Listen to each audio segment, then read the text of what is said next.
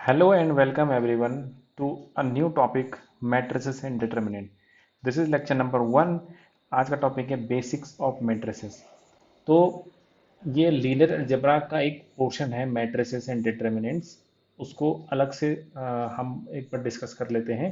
इसके बाद फिर हम लीनियर अलजेब्रा में जाएंगे। तो इस पूरी लेक्चर सीरीज में हम क्या क्या डिस्कस करने वाले हैं। मैट्रिसेस, उसकी कुछ प्रॉपर्टीज, फिर कुछ टाइप्स ऑफ मैट्रिसेस, उन पर बेस्ड कुछ प्रॉब्लम्स, फिर रैंक भी जाएंगे, हम डिटर्मिनेंट्स डिस्कस करेंगे और उनके कुछ प्रॉपर्टीज देखेंगे, और फिर हम चलेंगे आइगन वैल्यूज पे और सिस्टम ऑफ लीनियर इक्वेशंस। तो ये सारी चीज़ें हम डिस्कस करेंगे इस पूरी सीरीज में। आज का जो पहला पहला लेक्चर है वो हम बेसिक्स ऑफ मैट्रिसेस हम डिस्कस करने वाले हैं। सबसे पहले हम स्टार्ट करेंगे मैट्रिक्स की डेफिनेशन से। तो हम सब ने ऑलरेडी मैट्रिसेस पढ़ा हुआ है कि मैट्रिक्स क्या होती है। मैट्रिक्स एक रेक्टेंगुलर अरेंजमेंट होता है जिसके अंदर हम इस चीज़ के अंदर डेटा होता है। उस डेटा के बेसिस पे हम मैट्रिक्स में बहुत सारे एनालिसिस कर सकते हैं। मैट्रिक्स को आपस में ऐड, सब्ट्रैक्ट, मल्टीप्लाई, उसका इन्वर्स निकल सकता है। तो काइंड ऑफ मीन मैट्रिक्स एक बहुत अच्छा रिप्रेजेंटेशन होता है डेटा को रिप्रेजेंट करने के लिए। ठीक है। फिर एक चीज और है कि मैट्रिक्स जो है एक, जब हम लीनियर अलजेब्रा पढ़ेंगे वहां पे हम लीनियर ट्रांसफॉर्मेशन पढ़ेंगे ना। लीनियर ट्रांसफॉर्मेशन या लीनियर ऑपरेटर जब हम पढ़ेंगे तो वहां पे हम देखेंगे कि मैट्रिक्स जो है वो एक लीनियर ऑपरेटर होता है या लीनियर ट्रांसफॉर्मेशन होता है। ठीक है। मैट्रिक्स मीन्स एक particular type of linear transformation है जो एक वेक्टर को दूसरे वेक्टर में कन्वर्ट कर देता है। ठीक है। तो मैट्रिक्स मीन्स वहीं से ये टर्म कॉइन हुई मैट्रिक्स। तो मैट्रिक्स क्या है? Matrix over a field F is a rectangular अरे ऑफ स्केलर्स। तो फील्ड हमने अभी ग्रुप थ्योरी में पढ़ा। फील्ड क्या होता है? फील्ड एक अलजेब्रिक स्ट्रक्चर है, एक रिंग है, commutative ring with unity without zero divisor. और उसमें हर नॉन जीरो नंबर क्या क्या होता है? हर नॉन जीरो एलिमेंट का मल्टीप्लिकेटिव इनवर्स होता है, या फिर नॉन जीरो नंबर एक क्या होता है? यूनिट होता है। ठीक है। तो फील्ड के पास मतलब काफी रिच रिच एक अलजेब्रिक स्ट्रक्चर है। तो फील्ड से हम स्केलर लेते हैं मैट्रिक्स में, तो हम इसको लिखेंगे ऐसे: ए इज इक्वल टू, सपोज मैं इस टाइप से लिख रहा हूँ ये एक्सपेंडेड फॉर्म में, A11, A12 and so on up to A1n। ये लिखा मैंने। ठीक है। A21, A22 and so on up to A2n। इसी टाइप से हम लिखते जाते हैं। ये एक रेक्टेंगुलर अरेंजमेंट हमने किया, AM1, AM2 and so on up to AMn। ये क्या है? इस मैट्रिक्स का ऑर्डर है m बाई n। मीन्स ये m क्रॉस n की एक मैट्रिक्स है, इसमें m rows and m columns है। यहाँ पे जो ए आई जे हैं वो सारे के सारे स्केलर्स हैं। वो किससे आएंगे? वो फील्ड के एलिमेंट है। ठीक है। ये फील्ड से बिलोंग करते हैं। इसका शॉर्ट हैंड नोटेशन कैसा होगा? शॉर्ट हैंड नोटेशन हम ऐसे लिखेंगे: a is equal to A I J m cross n. ठीक है। Such that A I j belongs to c. C नहीं, सॉरी, एफ। यहाँ पे फील्ड एफ ले रहे हैं। ठीक है। तो ये इसका शॉर्ट हैंड नोटेशन है। ये मैट्रिक्स का रिप्रेजेंटेशन है। तो किसी भी मैट्रिक्स को हम या तो ऐसे एक्सपेंडेड फॉर्म में लिख सकते हैं, या तो हम क्या कर सकते हैं, ऐसा शॉर्ट हैंड नोटेशन में। यहाँ पर जो आई है, आई रिप्रेजेंट क्या है? I represent row number. Row number बताता है। एंड जे क्या बताता है? जे बताता है कॉलम नंबर। कॉलम नंबर बताता है। टोटल नंबर ऑफ कॉल रो कितने इसमें? एम रोज है। तो दैट मीन्स आई की वैल्यू 1 से स्टार्ट होगी। 1 less than i is less than equal to m. I start होगा 1 2 टी up to m. And j क्या होगा? जे कितने कॉलम इसमें? एन कॉलम थे। तो 1 less than equal to j less than equal to n. तो ये इस मैट्रिक्स का रिप्रेजेंटेशन है। ये सारे के सारे इसके अंदर जो एलिमेंट्स आ रहे हैं मैट्रिक्स के अंदर, जो नंबर्स हैं, ये ए आई जे, दीज आर स्केलर्स। और स्केलर कहाँ से आते हैं? इस फील्ड से आते हैं। ठीक है। अभी हम लीनियर अलजेब्रा में जाएंगे तो वहाँ पे हम देखेंगे फील्ड एक बहुत इंपॉर्टेंट रोल प्ले करते हैं वेक्टर अलजेब्रा में। ठीक है। वेक्टर अलजेब्रा ये या मीन्स वेक्टर अलजेब्रा क्या है? लीनियर अलजेब्रा को ही हम वेक्टर अलजेब्रा भी बोल सकते हैं। ठीक है। तो फील्ड एक बहुत इंपॉर्टेंट रोल प्ले करता है। फील्ड के पास क्या होते हैं? स्केलर्स होते हैं। ठीक है। तो मैट्रिक्स क्या है? मैट्रिक्स एक रिप्रेजेंटेशन है, रेक्टेंगुलर रिप्रेजेंटेशन। ठीक है। मैट्रिक्स एक वेक्टर है। ये ध्यान रखेंगे। अभी हम देखेंगे कि मैट्रिक्स और डिटर्मिनेंट में क्या फर्क होता है। कि अभी हम देखेंगे जब हम मैट्रिक्स का डिटर्मिनेंट कैलकुलेट करते हैं तो मैट्रिक्स क्या होता है? मैट्रिक्स एक वेक्टर है एंड डिटर्मिनेंट एक स्केलर है। ठीक है। अभी हम चलो हम जब डिटर्मिनेंट वाले लेक्चर पे जाएंगे वहां पे हम इसको और डिटेल में डिस्कस करेंगे। तो मैट्रिक्स क्या है? मैट्रिक्स यहाँ पे डेफिनेशन लिखिए: matrix over a field F is a rectangular अरे ऑफ स्केलर्स। स्केलर्स का अरेंजमेंट है ये। ठीक है। ये स्केलर्स को हमने इसमें अरेंज कर दिया तो इसको हम मैट्रिक्स देखेंगे। ठीक है। अब ये मैट्रिक्स का ऑर्डर जैसे जैसे चेंज हो जाएगा, जैसे कि ये अभी मैट्रिक्स का ऑर्डर है, सपोज m क्रॉस n है, यहाँ पे मैं लिखता हूँ ऑर्डर, ठीक है, order of matrix, order of matrix, ठीक है, और उसका टाइप मतलब या टाइप मीन्स किस टाइप की है, किस नेम से, हम टाइप या नेम कह लो, हम किस नेम से उसको कॉल करेंगे, ठीक है, क्या नेम होगा उसका मैट्रिक्स का। सपोज देखो मैट्रिक्स का ऑर्डर है m/n, तो उसको बोलते हैं रेक्टेंगुलर मैट्रिक्स, ठीक है, m not equal to n, ठीक है। और अगर सपोज n क्रॉस n है, उसको बोलते हैं square matrix, square matrix, square matrix means जिसमें नेम ऑफ या type of matrix, name of matrix, matrix को हम किस नेम से बुलाते हैं, ठीक है। अगर सपोज मैट्रिक्स का ऑर्डर n क्रॉस n है, means number of rows and number of columns equal है, तो उसको हम स्क्वायर मैट्रिक्स बोलेंगे। सपोज सपोज मैट्रिक्स का ऑर्डर है n क्रॉस 1, दैट मीन्स इसमें n रोज है n कॉलम है, तो उसको हम क्या बोलेंगे, मतलब एक n रोज है और एक ही कॉलम है, कॉलम एक है, तो इसको कॉलम मैट्रिक्स बोलेंगे, कॉलम मैट्रिक्स, कॉलम मैट्रिक्स या कॉलम वेक्टर भी बोल सकते हैं। और अगर 1 क्रॉस n है, 1 क्रॉस n इसको बोलेंगे रो मैट्रिक्स, रो मैट्रिक्स, ठीक है। तो ये मैट्रिक्स का ऑर्डर से हमने मैट्रिक्स को क्लासिफाई कर दिया। और सपोज सिंगलटन मैट्रिक्स भी कह सकते हैं, अगर सपोज मैट्रिक्स का ऑर्डर क्या हो जाए, 1 क्रॉस 1 हो जाए, उसके अंदर सिर्फ एक ही एलिमेंट बचेगा, उसको हम सिंगलटन मैट्रिक्स से बोल सकते हैं, ठीक है, जिसके अंदर सिर्फ एक ही एलिमेंट हो, ठीक है। तो ये मैट्रिक्स के ऑर्डर के बेसिस पे हमने मैट्रिक्स को अलग अलग मैट्रिक्स टाइप में डिस्क्राइब कर दिया। एक बार हम इसको डिटेल में देख लेते हैं, देखो। तो रो मैट्रिक्स, रो मैट्रिक्स क्या होगी, अभी हमने देखा रो मैट्रिक्स किसको बोलते हैं, जिसमें एक ही रो हो, ठीक है। दैट मीन्स अगर मैं लिखता हूँ matrix having only one row, matrix having only one row, that means इसको हम कैसे डिफाइन करेंगे, A is equal to A, row एक ही है, ठीक है, तो रो नंबर 1 आ जाएगा यहाँ पे A1J, such that 1 cross n लिख लो, ठीक है, वेयर J जो है J चेंज होगा फ्रॉम n। तो इसमें क्या हुआ, रो तो इसमें एक ही है, देखो आई रो नंबर इसमें एक ही रो है, और इसमें कॉलम कितने हो गए, n हो गए। एग्जांपल के लिए हम मैं लिख देता हूँ A इज इक्वल टू, ऐसे लिख दिया मैंने, 2 1 -1 4, इस टाइप से। इस मैट्रिक्स का ऑर्डर कितना हो गया, इस मैट्रिक्स का ऑर्डर है 1 क्रॉस 4, ठीक है। तो ये मैट्रिक्स हैविंग ओनली वन रो, इसको रो मैट्रिक्स बोलेंगे। कॉलम मैट्रिक्स सेम वही है, matrix having only one column, matrix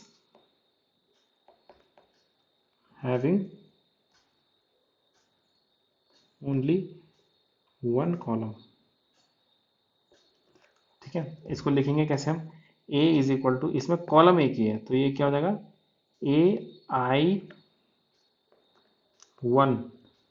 such that, इसका ऑर्डर कितना हो जाएगा, सपोज मैं ले लेता हूँ m क्रॉस 1, ठीक है, सच दैट आई कहाँ से चेंज होगा, I change from 1 to m, ठीक है। और AI1 जो स्केलर है वो किसी फील्ड से आ रहे हैं, ठीक है। तो ये क्या हो गया, इसमें इसमें कॉलम एक ही है, तो एग्जांपल के लिए मैं क्या लिख सकता हूँ, ए इज इक्वल टू, एक ही कॉलम लिखा और उसमें लिख दिया मैंने सपोज 1 0 2 4 -4, इस टाइप से। तो इसका ऑर्डर कितना हो गया, इसका ऑर्डर हो गया 4 क्रॉस 1, ठीक है। कॉलम मैट्रिक्स या कॉलम वेक्टर भी बोल सकते हैं इसको, इसको क्या बोल सकते हैं, कॉलम वेक्टर। क्योंकि जब हम वेक्टर कैलकुलस, सॉरी कैलकुलस नहीं, वेक्टर अलजेब्रा या लीनियर अलजेब्रा पढ़ेंगे, तो वहाँ पे हम मैट्रिसेस को या किसी हम वेक्टर के फॉर्म में पढ़ते हैं हर चीज़ को ना, तो ये वेक्टर ही है, ठीक है। एक एक कॉलम वेक्टर कह लो, इसको रो वेक्टर बोल सकते हैं, ये क्या है, this is a row vector, ठीक है। स्क्वायर मैट्रिक्स बताया अभी हमने, स्क्वायर मैट्रिक्स क्या है, number of rows is same as number of columns, ठीक है, means m equal to n, तो दैट मीन्स इसको कैसे लिखेंगे हम, a is equal to A I j ठीक है, n cross n, where means 1 changes from I up to n and 1 sorry j change I from changes from 1 to n and j also changes from 1 to n। ठीक है, example के लिए हम एक example ले लेते हैं। a इज इक्वल टू 3/3 का एग्जांपल लिख देता हूँ मैं, 2 1 0 4 -1 3 0 1 4। तो this is a 3/3 square matrix जिसमें number of rows and number of column क्या हो, इक्वल हो, स्क्वायर मैट्रिक्स बोलेंगे इसको। अब डायगोनल मैट्रिक्स क्या होगी, एक स्क्वायर मैट्रिक्स को हम डायगोनल मैट्रिक्स तब बोलते हैं। अच्छा, ये जो स्क्वायर मैट्रिक्स लिखिए, स्क्वायर मैट्रिक्स का ये जो होता है ये डायगोनल कहलाता है। ये जो 3 एलिमेंट ऐसे मिलेंगे डायगोनल है, ठीक है, ये जो ऐसे में होता है इसको डायगोनल बोलेंगे। जैसे इसका डायगोनल क्या है, 2 -1 एंड 4, ये इसका डायगोनल है। ठीक है, तो अगर किसी मैट्रिक्स में डायगोनल मैट्रिक्स किसको बोलेंगे, डायगोनल मैट्रिक्स वो होगी जिसमें डायगोनल के अलावा सब कुछ जीरो हो। ठीक है, means a square matrix having all of diagonal entries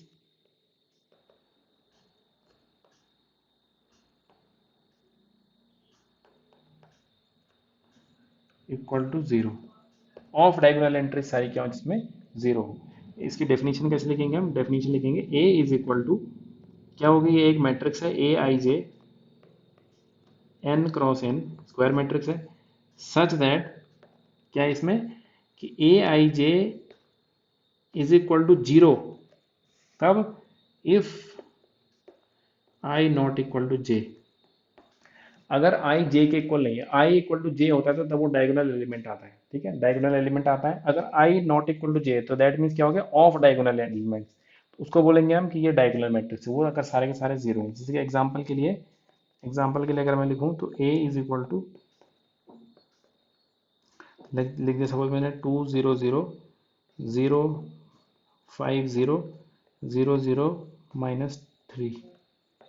तो ये क्या है, ये एक डायगोनल मैट्रिक्स है, बिकॉज यहाँ पर आई इक्वल टू जे है, यहाँ पे भी आई इक्वल टू जे, यहाँ पे आई इक्वल टू जे। ठीक है, इसके अलावा बाकी जगहों पे क्या है, आई नॉट इक्वल टू जे। जैसे यहाँ पर क्या है, आई की वैल्यू 1 है लेकिन जे की वैल्यू 2 है, इसमें आई की वैल्यू 1 है, जे की वैल्यू 3 है, इसमें 2 एंड 1, 2 एंड 3, 3 एंड 1, 3 एंड 2। जब भी आई और जे की वैल्यू अलग होगी तो ये जीरो हो जाएगा, तो ये सारे जीरो हो गए, सिर्फ ये बच गया बस। ठीक है, तो उसके अलावा क्या हो, ये इसको बोलते हैं डायगोनल मैट्रिक्स, डायगोनल के अलावा जीरो होने चाहिए।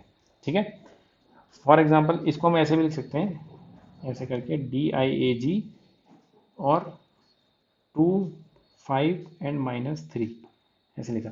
तो इसका मतलब ये क्या होगा कि एक 3/3 की मैट्रिक्स है जिसके डायगोनल में ये तीन है, इसके अलावा सारे जीरो हैं, तो इसको ऐसे भी लिखा जा सकता है। अच्छा, एक चीज़ है कि अगर अगर सपोज मैं ऐसे कर दूं, कोई मैट्रिक्स मैंने ऐसे लिखा, if A is equal to 0 0 0 0 1 0 0 0 3, तो क्या ये डायगोनल मैट्रिक्स है?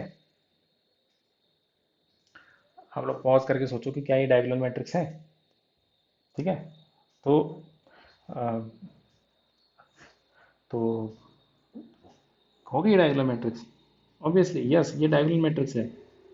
Yes, it is a diagonal matrix, it it is a diagonal matrix.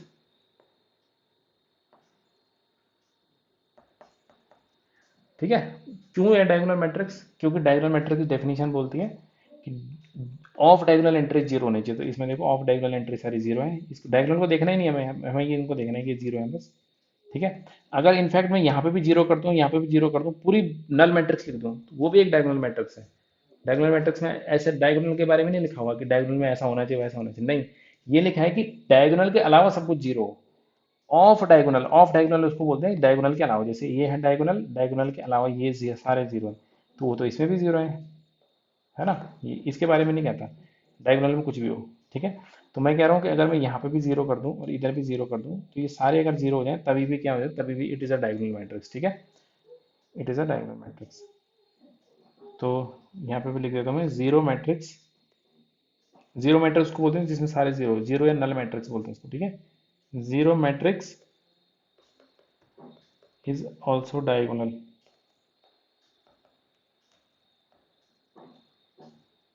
Matrix. ठीक है, जीरो मैट्रिक्स क्या होती है, डायगोनल मैट्रिक्स होती है। अब आ गए हम स्केलर मैट्रिक्स पे। स्केलर मैट्रिक्स उसको बोलते हैं कि जब डायगोनल एलिमेंट की, एक डायगोनल मैट्रिक्स के डायगोनल एलिमेंट इक्वल हो। ठीक है, यहाँ पे लिखेंगे if the diagonal elements of a diagonal matrix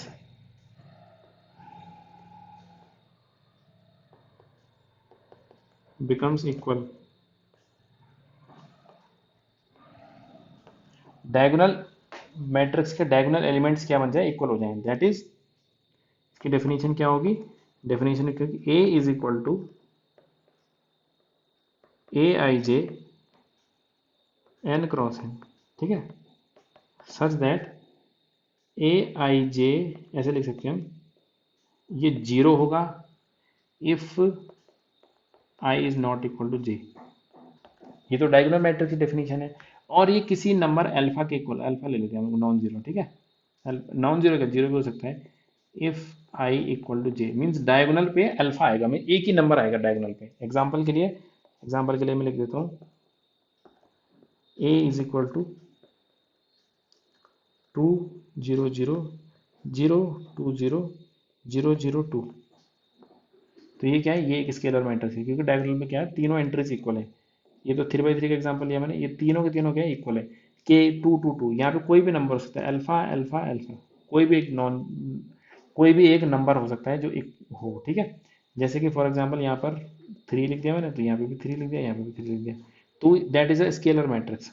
but अगर मैंने यहाँ लिखा है 2, यहाँ 3 लिखा है, यहाँ 2 लिखा है, यहाँ 2 है, तो ये क्या है, ये स्केलर मैट्रिक्स नहीं है, डायगोनल मैट्रिक्स है ये, बट स्केलर मैट्रिक्स नहीं है। ठीक है, अगर तीनों जगह 0 0 0 कर देंगे तो अभी भी ये क्या है, स्केलर मैट्रिक्स है, क्योंकि स्केलर मैट्रिक्स में क्या लिखा है कि किसी नंबर, तीनों डायगोनल एलिमेंट्स इक्वल होने चाहिए, बाकी सारे जीरो होने चाहिए। ठीक है, तो ये एक एग्जांपल हो गया इसका। आइडेंटिटी मैट्रिक्स किसको बोलेंगे, कि ऐसी स्केलर मैट्रिक्स जिसमें डायगोनल में 1 हो। जैसे यहाँ 2 2 2 था, ये स्केल, ये क्या है, ये एक स्केलर मैट्रिक्स है, but it is not identity. तो आइडेंटिटी के लिए क्या होना चाहिए, if all diagonal entries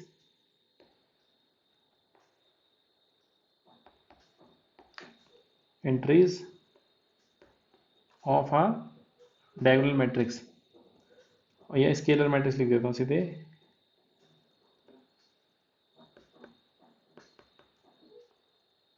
R1 क्या हो, सीधे 1 हो, तो डेफिनेशन कैसे लिखेंगे, इसकी डेफिनेशन ऐसे लिखेंगे, that is a is equal two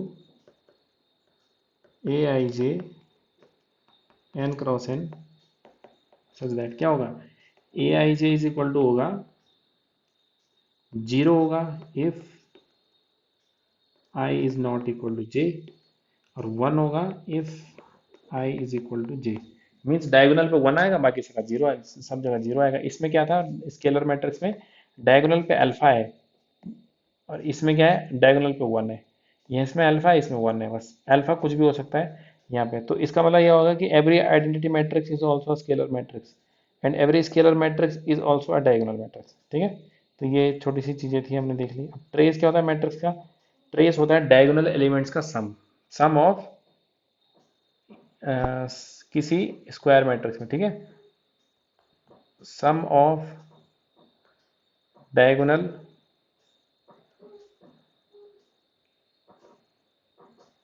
elements in a square matrix.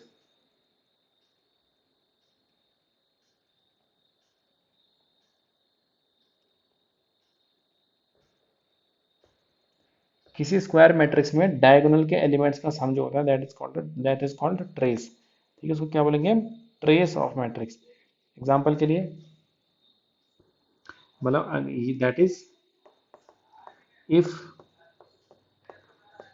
ए मान लेते हैं ये है ए आई जे N cross N, then trace of A, trace of A क्या हो जाएगा, समीशन, मतलब ऐसे अगर हम एब्स्ट्रैक्ट फॉर्म में लिखें तो summation a i where i runs from 1 to n, बस।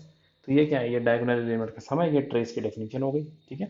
दैट मीन्स ये है क्या, ये है a11 प्लस a22 प्लस ऐसे करते करते an तक, ठीक है। डायगोनल में जो एलिमेंट आते हैं उनका सम है। एग्जाम्पल के लिए, इफ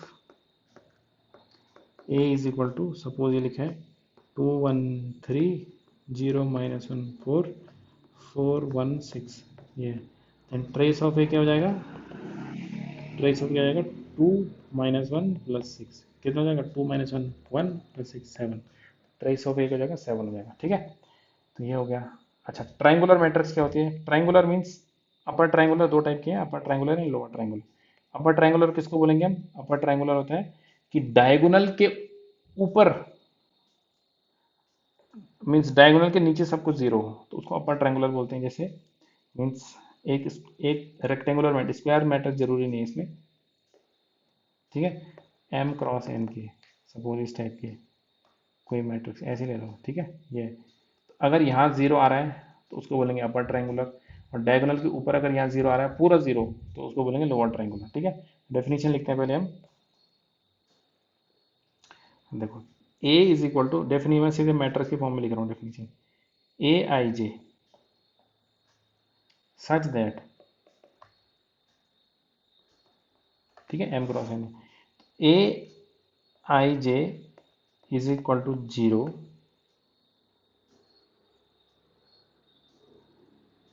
कब होगा, a I J is equal to 0 if, क्या होगा इसमें, इसमें ऐसा होता है कि जब जैसे जैसे नीचे, मतलब डायगोनल के नीचे सब कुछ जीरो है, इसका मतलब जब रो नंबर बड़ा होगा, when if I is greater than J, I is greater than J, ये, ठीक है। दैट मीन्स ये कैसे हुआ, ये है जैसे मान लेते हैं ए इज इक्वल टू, एग्जाम्पल के लिए ये मान लेते हैं 2 1 4 6 0 3 4 -1 0 0 -1 4, ये है। तो हमें देखेंगे कि ये डायगोनल इसका ऐसे जा रहा है, तो डायगोनल के नीचे सब कुछ जीरो है, तो it is an upper triangular matrix, ठीक है।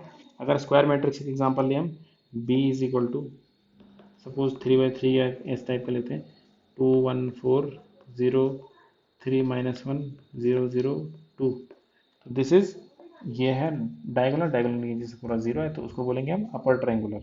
लोअर ट्रायंगुलर मैट्रिक्स क्या होगी, lower triangular matrix, lower triangle, ये स्क्वायर मैट्रिक्स है, ये रेक्टेंगुलर वाली है, तो सेम वैसे लोअर ट्रायंगुलर में डेफिनेशन उल्टी हो जाएगी कि A is equal to A I J such that A I J is, A I J is equal to 0 if I is less than J, ठीक है। आई अगर जे से लेस, लेस है मीन जे जब जब बड़ा होगा तब तब क्या है, जैसे कॉलम नंबर बढ़ता जाएगा वो जीरो हो जाएगा, ठीक है।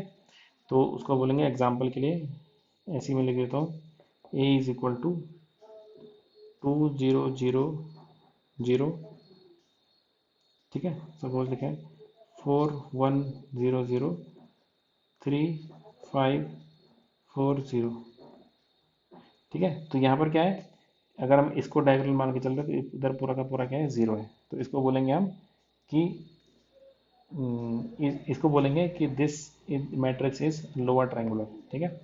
और बी अगर स्क्वायर मैट्रिक्स का एग्जांपल ले तो स्क्वायर में ये हो जाएगा, जैसे 2 0 0 4 1 0 2 - 1 3, ठीक है, ये। अच्छा, अब एक बात बताओ कि अगर मैं यहाँ पे भी जीरो कर दूँ, इधर भी जीरो कर दूँ, इधर भी जीरो जीरो सब जगह जीरो कर दूँ, तो क्या ये अपर ट्रायंगुलर या लोअर ट्रायंगुलर मैट्रिक्स होगी, ठीक है। ऑब्वियसली होगी, क्योंकि वो सिर्फ उसके बारे में बोल रहा है कि भाई इसमें डायगोनल के ऊपर सारे जीरो हैं तो ये लोअर ट्रायंगुलर, लोअर ट्रायंगुलर हमारे काम का नहीं होता, ज़्यादा हम अपर ट्रायंगुलर पे फोकस करते हैं। जैसे ये अपर ट्रायंगुलर मैट्रिक्स है, ऊपर एक ट्रायंगल जैसा बन रहा है, इसमें देखो ऐसे ऐसे ऐसे, इसको अपर ट्रायंगुलर बोल रहे हैं। इसमें क्या लो नीचे बन रहा है ट्रायंगल ऐसे ऐसे ऐसे नॉन जीरो का, ठीक है। तो इसलिए इसको क्या बोलेंगे, ये लोअर ट्रायंगुलर मैट्रिक्स है। तो अपर ट्रायंगुलर मैट्रिक्स है, जैसे सपोज ये है, यहाँ पे भी कहीं पे अगर जीरो आ गया, इधर भी जीरो आ गया, इधर भी जीरो आ गया, 0 0 0, तो क्या ये अपर ट्रायंगुलर मैट्रिक्स होगी, ऑब्वियसली होगी, ठीक है, होगी, ठीक है। क्योंकि उसमें डायगोनल के नीचे सारे जीरो होने चाहिए तो वो उसमें है, जैसे इसमें डायगोनल के ऊपर सारे जीरो होने चाहिए वो है। एक पॉइंट और लिखा है यहाँ पे, diagonal matrix is both upper triangular and lower triangular. तो डायगोनल मैट्रिक्स क्या होती है, डायगोनल के ऊपर भी जीरो होता है, उसमें नीचे भी जीरो होता है डायगोनल के, ठीक है। तो है ना, जैसे ये है डायगोनल, उसके नीचे यहाँ पे भी जीरो, यहाँ पे भी जीरो। ऐसी डायगोनल मैट्रिक्स है, ये अपर ट्रायंगुलर भी है और ये लोअर ट्रायंगुलर भी है, ठीक है। ट्रांसपोज क्या होता है मैट्रिक्स का, ट्रांसपोज क्या होता है, सपोज ट्रांसपोज में मैट्रिक्स के हम रोज और कॉलम को इंटरचेंज कर देते हैं। जैसे ट्रांसपोज क्या होगा, मैं मैथमेटिकल डेफिनेशन लिखता हूँ सीधे, if A is equal to, suppose ये लिखा है ए आई जे M by N, then A transpose क्या हो जाएगा, A J I N cross M, ऐसा हो जाएगा, ठीक है। अगर ए ये है तो ए का ट्रांसपोज हो जाएगा, ठीक है। तो ये ए है, ये तो ए का ट्रांसपोज है। अब इसके बाद एग्जाम्पल के लिए अगर मैं ये ले लेता हूँ 2 1 4 3 1 - 2, ये है, तो ये ट्रांसपोज क्या हो जाएगा, 2 1 4 3 1 - 2, ठीक है। तो बहुत सिंपल सी चीज़ें हैं। कंजुगेट क्या होता है मैट्रिक्स का, अगर सपोज मैट्रिक्स के अंदर जो एंट्रीज है वो कॉम्प्लेक्स नंबर के फील्ड से आ रही है, ठीक है। तो यहाँ पे लिखेंगे इफ, मीन्स मैट्रिक्स के अंदर जो एंट्रीज है वो कॉम्प्लेक्स नंबर के फील्ड से आ रही है, वो कॉम्प्लेक्स नंबर्स होंगे। तो कॉम्प्लेक्स नंबर का कंजुगेट हमको पता है कि जैसे सपोज ये z है, z is equal to a plus iota b है, ठीक है। तो z बार कॉम्प्लेक्स नंबर का कंजुगेट क्या होता है, ए माइनस आईटा बी, ठीक है। जिधर भी आईटा आता है उसको माइनस आईटा से रिप्लेस कर देते हैं, तो वो कंजुगेट होता है कॉम्प्लेक्स नंबर का। तो अगर मान लेते हैं इफ ए कोई मैट्रिक्स है, ठीक है, ए आई जे एम क्रॉस है, सच दैट इसमें ए आई जे जो है वो क्या है, कॉम्प्लेक्स नंबर है, belongs to field of complex number, then matrix का कंजुगेट क्या होगा, A conjugate is equal to जाएगा ए आई जे का कंजुगेट, हर कॉम्प्लेक्स नंबर का कंजुगेट कर देंगे बस हम, और कुछ नहीं करना है, ठीक है। Where a I j conjugate is conjugate of, means ये जो बाहर से रिप्रेजेंट कर रहे हैं वो लिख नहीं रहा हूँ, ठीक है, बोल दिया मैंने बस, वही बहुत है। तो ये होगा, जैसे एग्जांपल के लिए ए इज इक्वल टू, सपोज मैंने लिखा 2 - 3 आयोटा 4 आयोटा 5 6 + 2 आयोटा, ये है। देन ए कंजुगेट, ये क्या हो जाएगा, ए कंजुगेट हो जाएगा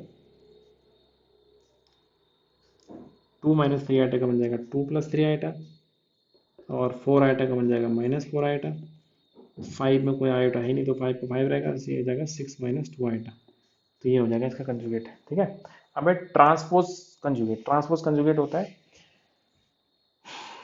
इसको इस तरीके से नोटेशन में लिखा जाता है, ए थीटा लिखते हैं कुछ लोग, कुछ ए स्टार लिखते हैं, ठीक है। तो हम थीटा वाला नोटेशन ही यूज़ करते हैं, करेंगे। तो ए थीटा, तो इसका मतलब क्या होगा, ए थीटा लिखा है ट्रांसपोज कंजुगेट, तो पहले कंजुगेट करना है फिर ट्रांसपोज करना है, ये मतलब इसका, इसका मतलब पहले कंजुगेट करेंगे फिर ट्रांसपोज कर देंगे, बस ये है, ठीक है। तो मैट्रिक्स अगर, दैट इज अगर मान लेते हैं इफ, जैसे यही है ए ये है, तो पहले हमने इसका कंजुगेट कर दिया, अब इसका ट्रांसपोज कर देते हैं, तो ए थीटा कितना हो जाएगा, ये इस मैट्रिक्स का ट्रांसपोज हो जाएगा बस, ठीक है। तो अगर मैं इसको मैथमेटिकली डेफिनेशन लिखूं तो ये आ जाएगा, suppose a I J M by n, ये लिखा है। देन ए थीटा, ये क्या हो जाएगा, देन ए थीटा क्या हो जाएगा,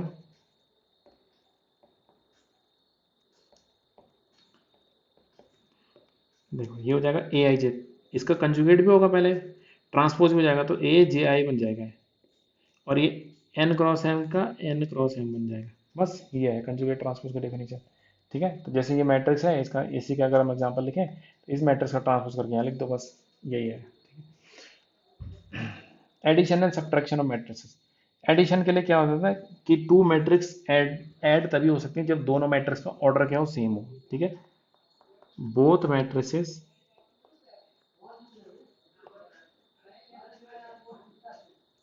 बोथ मैट्रिसेस का मतलब है जिन मैट्रिक्स, दोनों मैट्रिक्स को हम ऐड कर रहे हैं, both matrices must have same order, must have same order, तभी मैट्रिक्स क्या हो सकती है, ऐड हो सकती है। That is A plus B is possible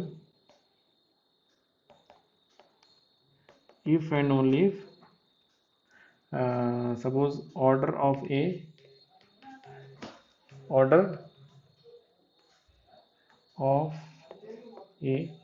is same as order of b, ऐसा हो जाए, ठीक है। ए का order of A is same as order of B, ये होना चाहिए, ठीक ठीक है। तभी दो मैट्रिक्स ऐड हो सकती है। मैट्रिक्स एडिशन जो होता है, matrix multiplication addition sorry commutative होता है।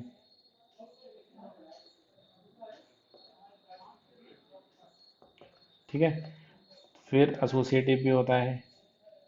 अभी हम ग्रुप थ्योरी पढ़ के आए हैं, तो वहाँ पे देखा था हमने, ग्रुप थ्योरी में देखा कि एसोसिएटिव प्रॉपर्टी क्या होती है। कम्यूटेटिव का मतलब A plus B is equal to B plus A, ये होता है, ठीक है।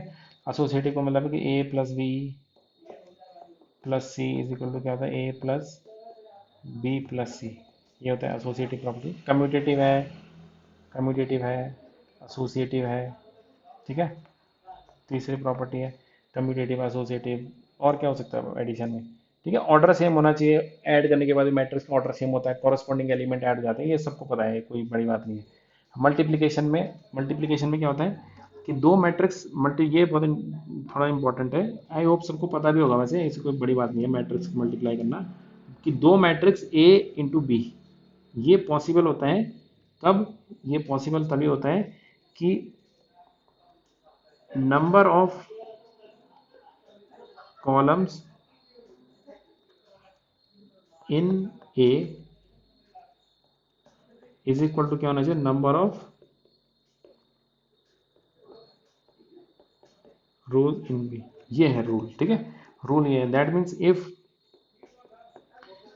ए जो मैट्रिक्स है वो सपोज इस टाइप की है कि ए आई जे M by N, then B matrix किस टाइप की होनी चाहिए, ये सपोज मैंने लिखा बी, कुछ और लिख दिया, आई जे यहाँ पे पी के लिख दिया, ये क्या होना चाहिए, इसका ऑर्डर कितना होना चाहिए, इसमें कितने कॉलम है एन, इसमें रो एन होनी चाहिए, ठीक है। यहाँ पे मैं लिख देता हूँ, यहाँ पे रो क्या होनी चाहिए, एन होनी चाहिए क्रॉस, अब यहाँ पर चाहे कुछ भी हो, पी हो, ठीक है, पी कोई नंबर है इस टाइप से।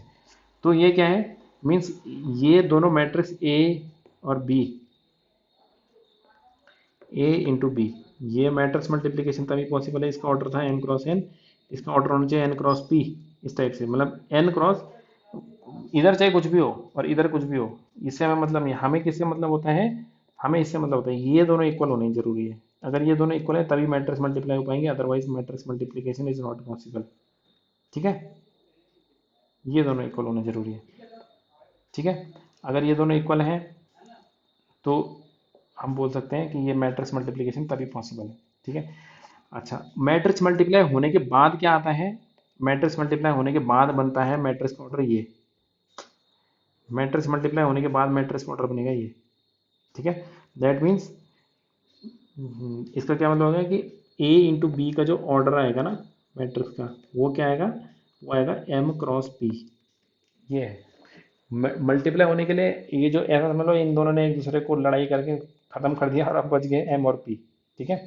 इनमें आपस में लड़ाई हुई, एन और एन दोनों बराबर थे, तो दोनों ने एक दूसरे को, ठीक है, दोनों ने समाप्त कर दिया एक दूसरे को, अब बच गए एम और पी। तो ए इंटू बी मल्टीप्लाई होने के बाद क्या बचेगा, एम और पी, तो इसका ऑर्डर बच गया एम क्रॉस पी, ठीक है। तो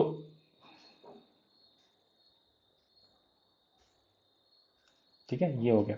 तो मल्टीप्लाई होने के लिए क्या कंडीशन है कि पहले मैट्रिक्स के रो और सेकंड मैट्रिक्स के कॉलम इक्वल होने चाहिए, ठीक है। तो ऐसा हो गया। तो इसमें कुछ इंपॉर्टेंट पॉइंट हम लिखते हैं, क्या इंपॉर्टेंट पॉइंट है कि पहला क्या है, matrix multiplication is not commutative, मैं यहाँ पे लिख रहा हूँ matrix multiplication is not commutative, associative होता है लेकिन कम्यूटेटिव नहीं होता। दैट इज, इसका क्या मतलब हुआ, इसका मतलब ये है कि A into B is not equal to B into A. वो कैसा हुआ, वो तो ऐसे हो जाएगा, देखो दो दो केस बन सकते हैं इसके। ऐसा हो सकता है कि ये मल्टीप्लिकेशन मतलब कंपेटिबल ही ना हो। जैसे कि फॉर एग्जांपल मेरे कहने का मतलब ये है कि अगर सपोज ए मैट्रिक्स है, ए का ऑर्डर है, ऑर्डर की बात कर रहा हूँ मैं, ठीक है, ए का ऑर्डर है 2/3 और बी का ऑर्डर है 3/4, ये है, तो ए इंटू बी हो सकता है, ए इंटू बी मैट्रिक्स ये है, ए इंटू बी, ए इंटू बी तो हो सकता है। ए इंटू बी का ऑर्डर कितना, देखो ये दोनों इक्वल है, तो ए इंटू बी का ऑर्डर हो जाएगा 2x4। अब बी इंटू ए हो सकता है क्या, बी इंटू ए के लिए बी के कॉलम और इसके रो ये दोनों इक्वल होने चाहिए थे, लेकिन ये पॉसिबल ही, ये कंपेटिबल ही नहीं है, मतलब ये नॉट कंपेटिबल। क्या लिखेंगे हम, मल्टीप्लीकेशन नॉट कंपेटिबल, ठीक है। ये क्या है, बी इंटू ए, यहाँ पे लिखेंगे मल्टीप्लीकेशन नॉट कंपेटिबल, मल्टी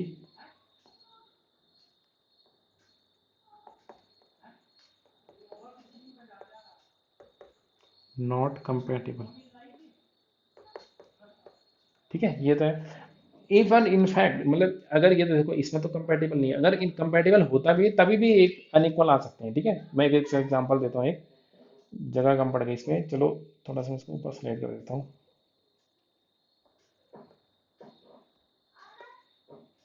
अह, क्या करें इसका,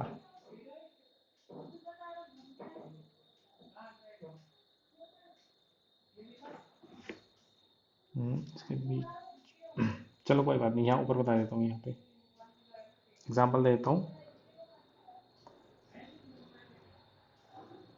देखो मल्टीप्लिकेशन वाले का एग्जांपल दे रहा हूँ, ठीक है। यहाँ पे नहीं है, suppose if A is equal to, कोई भी मैट्रिक्स ले लो, ये होगा ही नहीं कभी भी, 1 0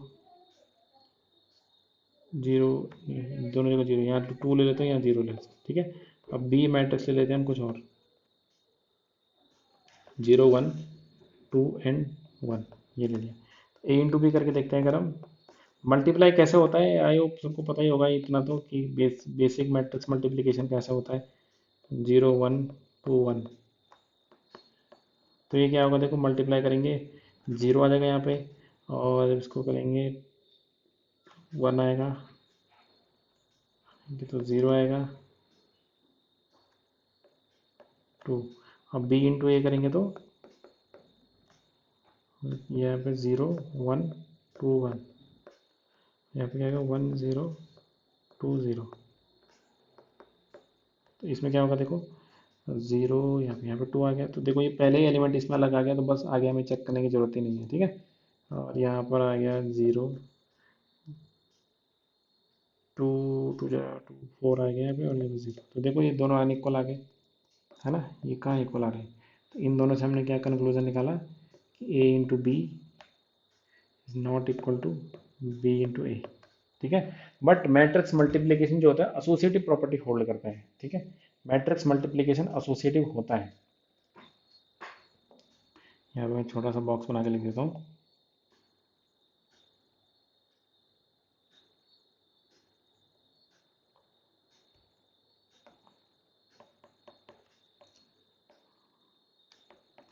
मैट्रिक्स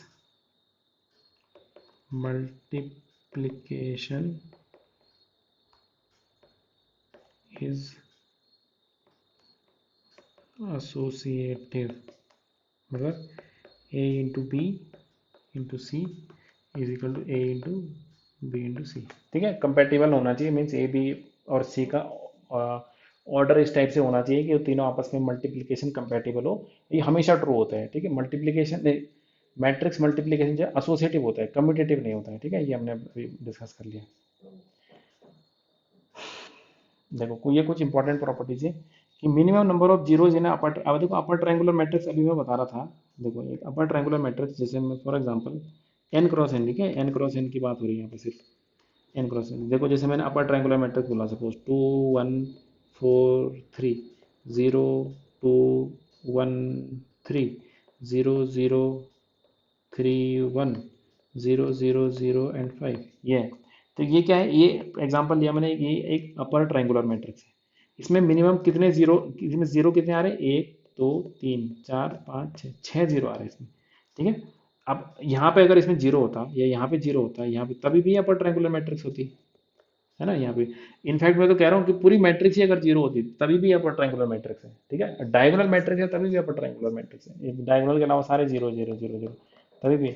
पर मिनिमम कितने जीरो होने, देखो अगर मैं यहाँ पर टू लिख दूंगा तो अब नहीं होगी अपर ट्रायंगुलर मैट्रिक्स, ठीक है।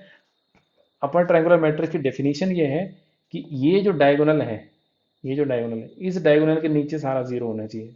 तो उसमें यहाँ पे मैं कुछ नहीं कर सकता, यहाँ पे जीरो होने ही चाहिए। तो ये इनको बोलते हैं मिनिमम नंबर ऑफ जीरोस, कि मिनिमम कितने जीरो हो सकते हैं। जैसे ये इस एन क्रॉस एन नहीं, इसका ऑर्डर था 4x4,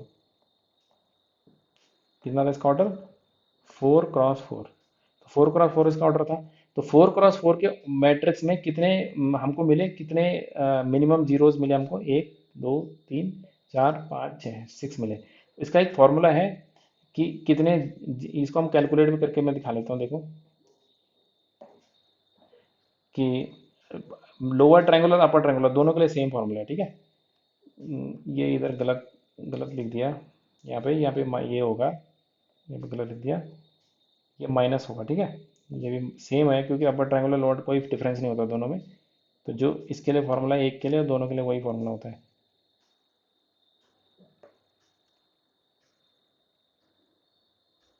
ठीक है। N into N minus one upon two. तो क्या है फॉर्मूला के, मिनिमम नंबर ऑफ जीरोज, क्या लिखा है, minimum number of zeros in an upper triangular matrix of order N is given by, ये है। Minimum number of zeros in a lower triangular matrix is given by, same है। Minimum number of zeros in a diagonal matrix is given by N square minus N. Diagonal matrix is both upper triangular, ये पीछे भी लिखा था मैंने, repeat हो गए, कोई बात नहीं। देखो अब हम कैलकुलेट करके देखते हैं एक बार ना कि कैसे कैसे वो फॉर्मूला आया। अज्यूम करो कि यहाँ पे एक मैट्रिक्स है जिसका जिसका ऑर्डर है एन बाई एन, जिसका ऑर्डर कितना है एन क्रॉस एन, ये उसका डायगोनल है। डायगोनल के ऊपर कितने एलिमेंट होंगे, जैसे ये एक यहाँ पे है, फिर एक यहाँ पे है, फिर एक यहाँ पे है, इस टाइप से यहाँ पर कितने एलिमेंट होंगे डायगोनल के ऊपर, जितने ऑर्डर मैट्रिक्स का ऑर्डर है। तो इसमें हम यहाँ बोल सकते हैं कि डायगोनल एलिमेंट कितने होंगे, डायगोनल एलिमेंट्स कितने होंगे, एन एन। पहले तो इस मैट्रिक्स में टोटल एलिमेंट्स कितने हैं, डायगोनल एलिमेंट तो चलो तुम देखिए टोटल एलिमेंट कितने मैट्रिक्स में, टोटल टोटल एलिमेंट्स इसमें कितने हैं, जितने कितने हैं इस मैट्रिक्स में total element, total n square elements है इसमें, है ना। मतलब ये ऐसे इस टाइप के एलिमेंट है ना इसमें, यहाँ पे यहाँ पे यहाँ पे एंड सो ऑन,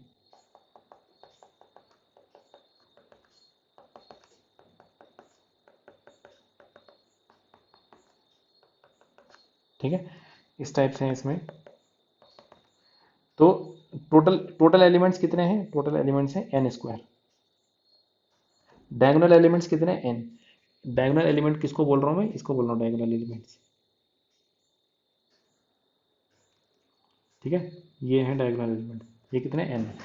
अब डायगोनल के अलावा कितने बच गए, डायगोनल के ऊपर जितने हैं और नीचे जितने हैं, तो डायगोनल के वो बराबर है, मतलब ना जितने यहाँ ऊपर है उतने यहाँ नीचे भी है, ठीक है, समझ गया ना। जितने हैं ऊपर, तो ऊपर कितने बचे हुए हैं देखो, ऑफ डायगोनल, मैं लिखता हूँ उसको ऑफ डायगोनल एलिमेंट्स,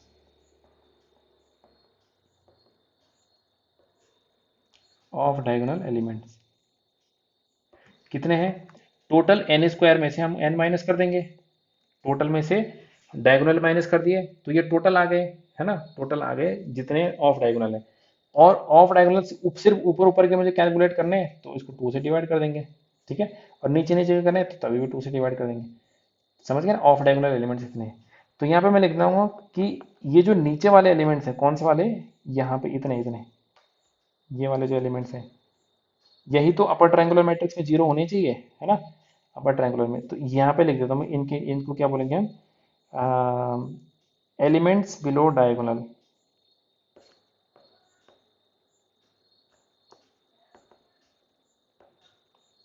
कितने होंगे, इसके आधे, ये तो टोटल कितने हैं, ये वही हैं जो नीचे और ऊपर वाले हैं, तो ये जगह N square minus N upon two, तो बस ये इसमें से एन कॉमन ले लो, N into N minus one upon two, ये यहाँ पे फॉर्मूला लिखा हुआ है, ठीक है। ये चीज़ें कैलकुलेट करने में आनी चाहिए क्योंकि अभी अभी हम लीनियर अलजेब्रा पढ़ेंगे तो वहाँ पे कई बार हमें खुद कैलकुलेट करनी पड़ती है कि ये इस टाइप के बेसिस बताओ, डायमेंशन बताओ, तो वहाँ पे ये सारी चीज़ें, तो सेम उसके लिए भी यही फॉर्मूला है, ठीक है। अच्छा अब देखो यहाँ पे खुद ही समझ में आएगा। देखो minimum number of zeros in a diagonal matrix, diagonal matrix में क्या होता है, डायगोनल के अलावा सारे जीरो होते हैं। तो डायगोनल के अलावा सारे जीरो, इसमें ऊपर वाले भी आएंगे और ये वाले भी आएंगे, ऊपर वाले ये इधर वाले मतलब नीचे वाले ऊपर वाले दोनों आएंगे। तो मतलब वो ये है of diagonal elements. Of diagonal element कितने हैं, एन स्क्वायर माइनस एन है, हमने पहले कैलकुलेट कर लिया। तो देखो ये लिखा है यहाँ पे एन स्क्वायर माइनस एन। ठीक है, तो ये हो गया। तो ये कुछ बेसिक प्रॉपर्टीज थी। इसके बाद हम कुछ क्वेश्चंस करते हैं। ठीक है, इस पे बेस्ड क्वेश्चंस करते हैं। फिर हम जो टाइप ऑफ मैट्रिसेस हैं जैसे आइडियम पोटेंट इनवॉल्यूटरी ये सब मैट्रिसेस जो हैं, हर्मिशियन सिमेट्रिक, ये सब हम नेक्स्ट लेक्चर में देखेंगे। अब इससे बेस्ड कुछ क्वेश्चन करते हैं जो अभी तक हमने पढ़ा है। ठीक है, तो जैसे कि if A is a diagonal matrix not null matrix, मतलब डायगोनल मैट्रिक्स है, नॉट नल का मतलब है कि जीरो मैट्रिक्स नहीं कंसीडर करनी, तो नॉन जीरो है डायगोनल में, of order 3 such that A square equal to A, then find the number of possible, find the number of possible matrices ए।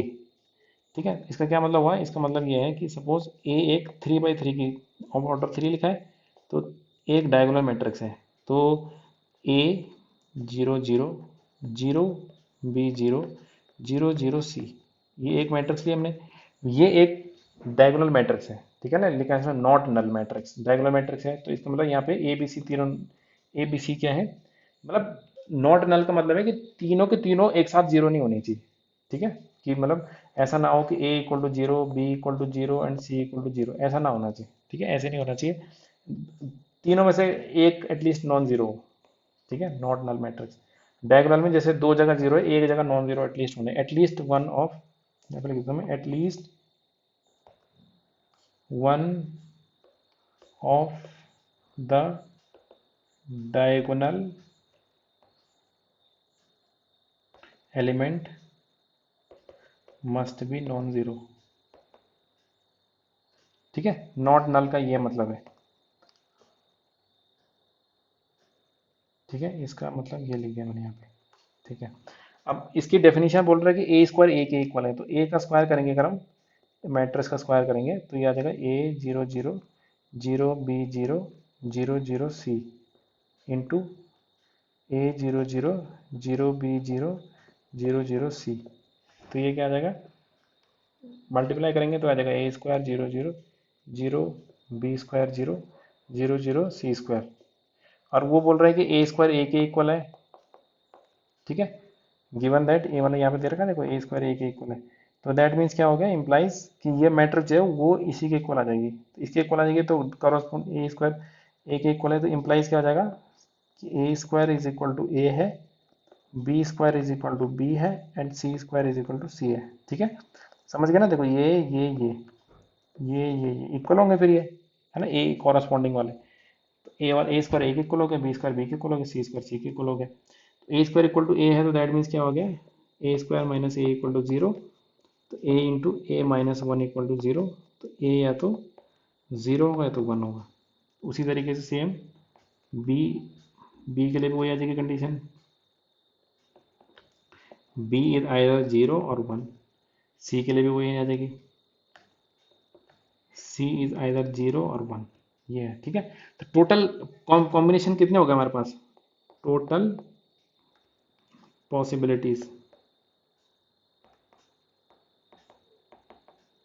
कितने हो गए, two cross two cross two, मतलब इसमें भी दो चॉइस हमारे पास, इसमें भी दो चॉइस, इसमें दो चॉइस, तो टोटल तो 8 हो गई ना। लेकिन एक चॉइस हमें इसमें से हटानी पड़ेगी, कौन सी, जब तीनों के तीनों जीरो होंगे, ये भी जीरो ये भी जीरो ये भी जीरो, क्योंकि at least one of them should be non zero, यहाँ पे लगेगा नॉन नल मैट्रिक्स। ठीक है, अब कुछ लोग क्या करेंगे, यहाँ पे 8 आया है, सपोज ऑप्शन होते इसके, अगर 8 ऑप्शन में 8 होता तो 8 पे टिक मार देते, लेकिन 8 नहीं है इसका आंसर। ठीक है, इसका आंसर होगा 7, क्योंकि हमें एक possibility, we have to exclude the choice कौन सा, when a equal to zero, B equal to zero and C equal to zero. एक चॉइस हमें हटानी पड़ेगी इसमें से ना। ठीक है, तो therefore total, total matrices कितने हो जाएंगे,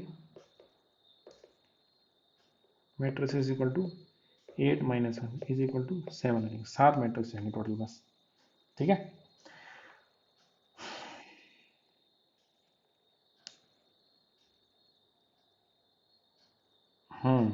if a matrix A is equal to, ये हमें दे रखा है, then find trace of A square, trace of A cube, trace of A to the power 100। अब देखो इस टाइप की जो मैट्रिक्स है, अब ए टू द पावर 100 तो हम कैलकुलेट करेंगे नहीं, तो कुछ ना कुछ इसमें कुछ पैटर्न बनेगा। हम इसमें ए स्क्वायर या ए क्यूब इस टाइप से कुछ कैलकुलेट करके देखते हैं। पहले हम ए मैट्रिक्स ये गिवन है तो ए स्क्वायर कैलकुलेट करके देखते हैं पहले, ठीक है। कुछ ना कुछ इसमें पैटर्न बन रहा होगा तभी, अदरवाइज ये ऐसे सॉल्व नहीं हो पाएगा। तो ए स्क्वायर हम निकाल के देखेंगे, तो ए स्क्वायर का मतलब होता है इसको इसी से मल्टीप्लाई करेंगे। तो जब इसको मल्टीप्लाई करके मैं मल्टीप्लाई करके मैं लिखता हूँ, ठीक है। इसको अगर हम मल्टीप्लाई करेंगे तो ये आएगा, देखो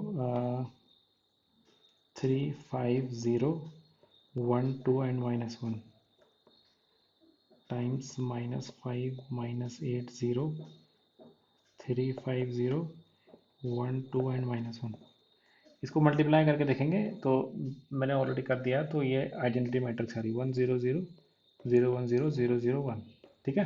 इसको करके देख लेंगे आप लोग, मल्टीप्लाई करेंगे तो ये क्या बन गया, आइडेंटिटी मैट्रिक्स बन गया। तो मतलब इस टाइप की जो मैट्रिक्स होती है, जो ए स्क्वायर इज इक्वल टू आई आ जाता है, उसको इनवॉल्यूटरी मैट्रिक्स बोलते हैं। तो देखो ट्रेस ऑफ ए क्या आया, ट्रेस ऑफ ए आया, इसका ट्रेस कितना है, तीनों को ऐड करेंगे, -5 + 5 -1 आया, ठीक है। And trace of A square ये कितना है, 3 आया। अब इसका ए का क्यूब करेंगे, चाहे मैं इसमें मतलब इसमें फिर से अगर मैं मतलब ए का क्यूब जो आएगा ना, ए का क्यूब ए के इक्वल आएगा, आएगा ना। ए क्यूब को क्या लिखेंगे, ए square into A square identity matrix है तो आई इंटू ए, दैट मीन्स ए आ गया। तो इसका मतलब ट्रेस ऑफ ए क्यूब कितना आएगा, फिर से -1 आएगा। ए टू द पावर 4 करेंगे तो आएगा ए क्यूब इंटू ए, या फिर ए स्क्वायर का स्क्वायर, है ना, ए स्क्वायर का स्क्वायर, ए स्क्वायर का स्क्वायर। तो ए स्क्वायर आइडेंटिटी मैट्रिक्स है तो आइडेंटिटी मैट्रिक्स आ जाएगा। तो ट्रेस ऑफ ए पावर 4 ये कितना आ रहा है, ये फिर से 3 आ जाएगा।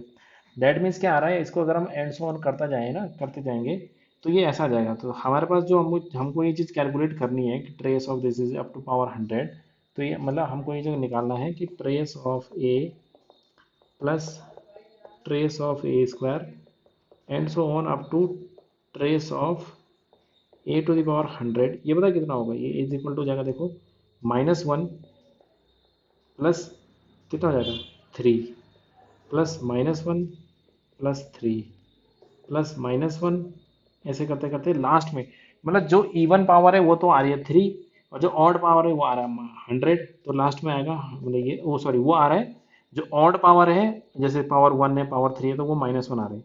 तो इसमें टोटल 50 ये ऑड पावर होंगे, 50 इवन पावर होंगे, तो टोटल कितना बन जाएगा ये देखो, अगर हम इसको ऐड करेंगे तो 50 टाइम्स आएगा इसमें -1 प्लस 50 टाइम्स आएगा इसमें 3, ये आएगा ना। तो कितना बन गया ये -50 प्लस 50 इंटू 3 150, तो कितना आ गया ये 100 आ गया, तो 100 हो जाएगा इसका ट्रेस, ठीक है। तो ये इस टाइप से क्वेश्चन है, मतलब थोड़ा सा हमें लग रहा था कि कैसे कैलकुलेट होगा, लेकिन कुछ कुछ नहीं, बहुत इजी क्वेश्चन है। हमें थोड़ा सा पैटर्न ढूंढना पड़ेगा, क्योंकि ऐसे हम ए की पावर 100 तो कैलकुलेट कर नहीं पाएंगे। तो हमने ए का स्क्वायर कैलकुलेट किया, ये मैंने अलग से कैलकुलेट कर लिया था, करा भी। तो ये ए है, ए का, इसको ए का ए से मल्टीप्लाई करा, तो इसको हम मल्टीप्लाई करके देख भी लेना, ये आइडेंटिटी मैट्रिक्स आ रही है। दैट मीन्स क्या आ गया, A square is equal to identity आ गया, ठीक है। A square is equal to identity, तो ए क्यूब फिर ए के इक्वल आ गया। तो ट्रेस ऐसा आ रहा है -1 3 एंड सो ऑन, इसी टाइप से पैटर्न। तो हमने सॉल्व करके दिखाया, ठीक है। तो ये हो गया। अब हम अगला क्वेश्चन देखते हैं। तो अच्छा ये वाला क्वेश्चन है, देखो इसमें लिखा है कि for alpha beta gamma let's A is equal to alpha square, ये मैट्रिक्स गिवन है A and this is B. Then आगे बोल रहा है कि trace of A equal to trace of B, then find the value of 1/अल्फा plus 1/बीटा plus 1/गामा। तो इसके लिए क्या करेंगे, देखो पहले हम ट्रेस ऑफ ए निकालेंगे। ट्रेस ऑफ ए कितना है, इसका सम कर देंगे तीनों का, डायगोनल एलिमेंट्स का। डायगोनल एलिमेंट का सम करेंगे कितना आएगा, alpha square plus beta square plus gamma square. And trace of B क्या है, ट्रेस ऑफ बी है 2 alpha plus 2 beta plus 2 gamma -3, ठीक है। यहाँ पे 2 गामा -3 लिखा है। तो ऐसा हो गया। अब ये दोनों इक्वल है, कह रहा है कि trace of A equal to trace of B, that means क्या हो जाएगा, implies alpha square plus beta square plus gamma square is equal to क्या हो जाएगा, 2 अल्फा प्लस 2 बीटा 2 गामा -3, ऐसा हो गया। अब देखो ऐसे इसमें से हम सोचेंगे अगर कि हम कैसे इसको, इस चीज को हम कैसे लेके आए, तो कुछ ना कुछ इसमें भी ट्रिक लगाना पड़ेगा, ठीक है। ये थोड़े बहुत हम जब क्वेश्चंस करते जाते तो हमें थोड़ा बहुत आइडिया लगता जाता है कि कैसे बनेगा, देखो। तो इसमें अल्फा स्क्वायर आ रहा है, यहाँ पे अल्फा की टर्म्स आ रही है, ये alpha plus beta plus gamma का होल स्क्वायर भी नहीं बन पाएगा, क्योंकि उसमें इस टाइप की टर्म होती है। A plus B plus C का होल स्क्वायर क्या होता है, A square plus B square plus C square plus 2ab plus 2bc plus 2ca। लेकिन यहाँ पे अल्फा बीटा की टर्म तो है नहीं, तो हम कुछ और तरीके से करते हैं। सबसे पहले लेफ्ट हैंड साइड में लेके आते हैं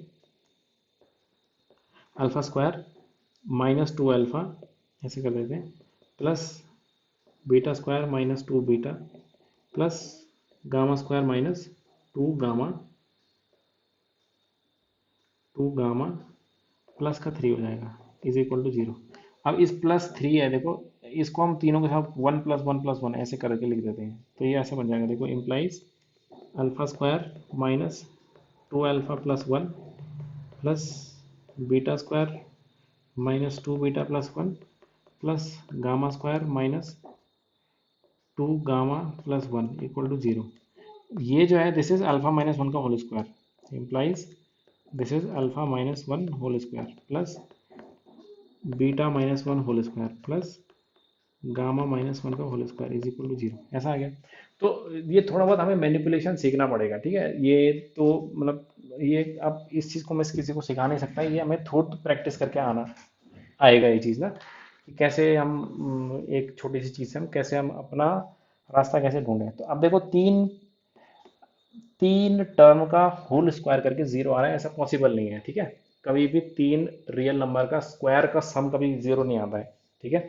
स्क्वायर क्योंकि किसी भी रियल नंबर का स्क्वायर करेंगे तो पॉजिटिव आता है हमेशा, तो ये भी पॉजिटिव है, ये भी पॉजिटिव है, ये भी पॉजिटिव है, तीनों पॉजिटिव है, तीनों का पॉजिटिव का सम कभी 0 नहीं आ सकता। एक ही केस में हो सकता है कि तीनों के तीनों खुद ही 0 हो, ये भी 0, ये भी 0, ये भी 0, ठीक है। तो दैट मीन्स क्या हो जाएगा कि अल्फा -1 भी 0 होगा, बीटा -1 भी 0 होगा एंड गामा -1 भी 0 होगा। तो इसका मतलब क्या आ गया, अल्फा इक्वल टू 1 आ गया, बीटा इक्वल टू 1 आ गया, गामा इज इक्वल टू 1 आ गया। तो अब ये तीनों 1 1 1 हो गए, तो इसकी वैल्यू पता चल गई बस हमें। तो इसका मतलब क्या हो गया, 1/अल्फा प्लस 1/ बीटा प्लस 1/गामा, ये कितना आ गया, 1/1 प्लस 1/1 प्लस 1/1, कितना आ गया 3। तो इसकी वैल्यू 3 आ जाएगी, तो इसका आंसर 3 हो जाएगा, ठीक है।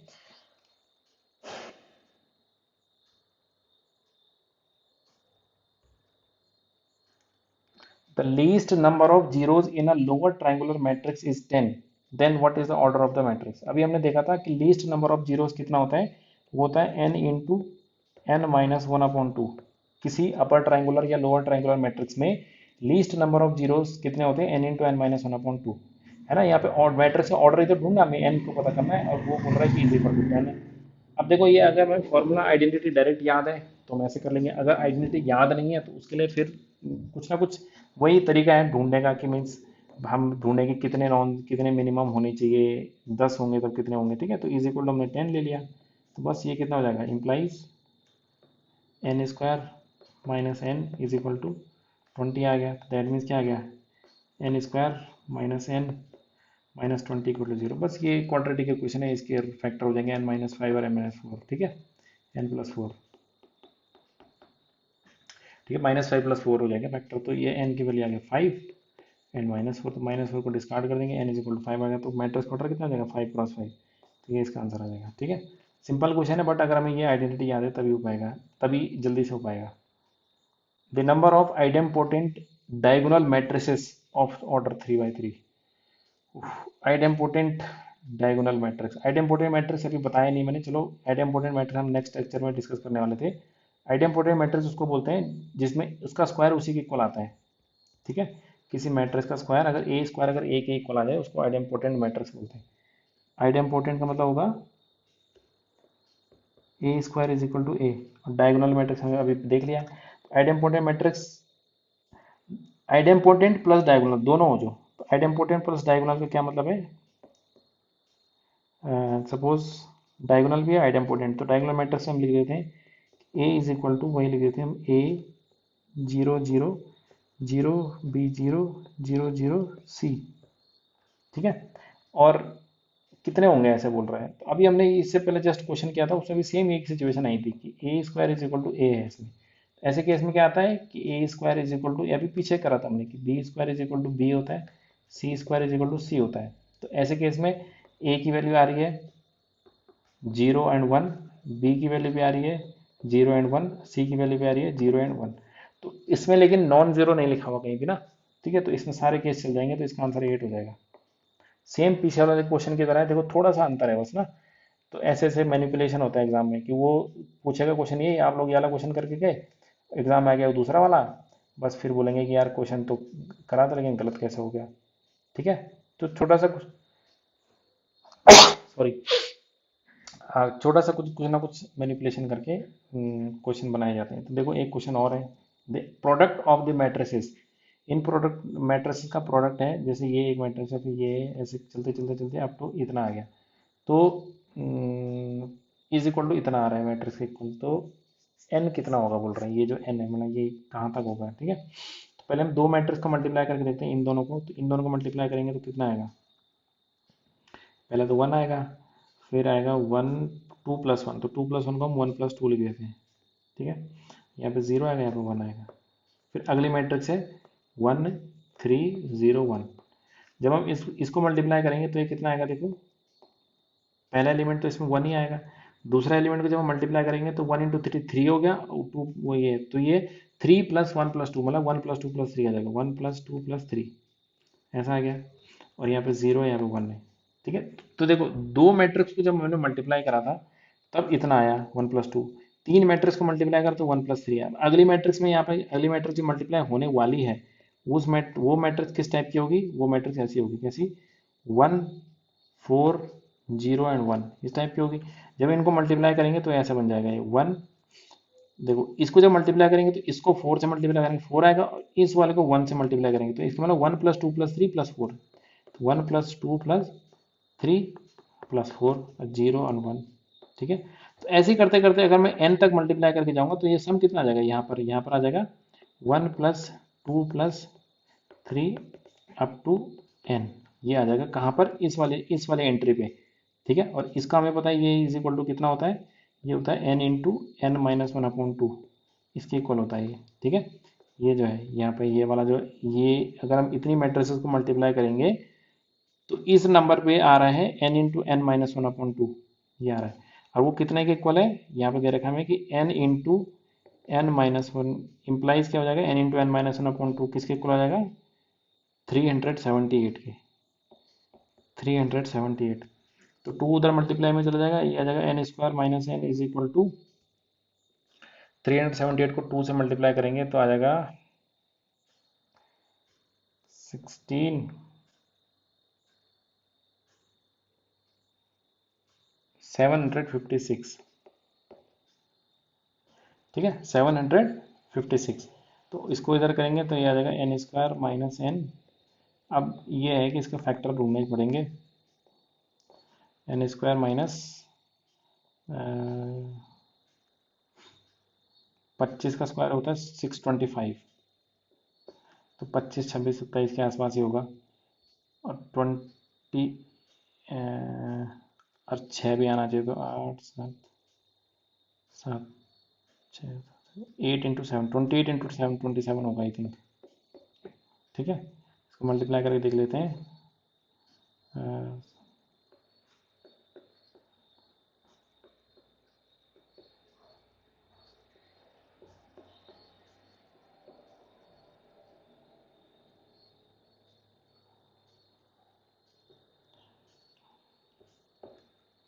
7 सही है, तो 28 और 27 है। ठीक है, कैलकुलेशन थोड़ी वीक है।